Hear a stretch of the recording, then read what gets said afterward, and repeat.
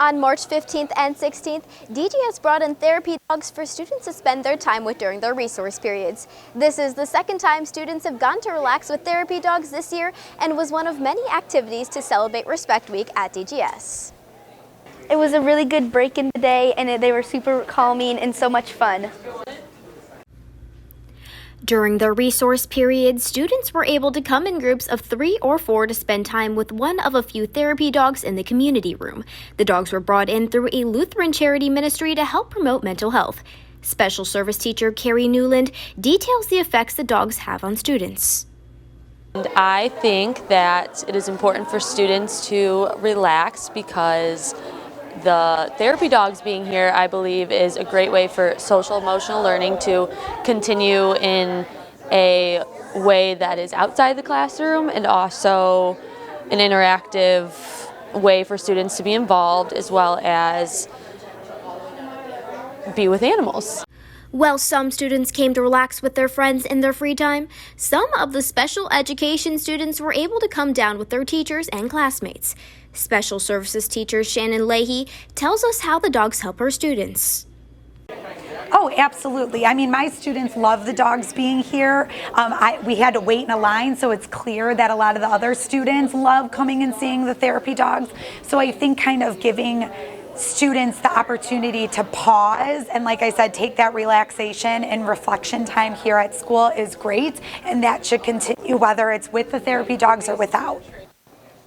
If you did not get a chance to visit with therapy dogs, make sure to keep an eye on the announcements for the next time DGS students will get to pause and relax.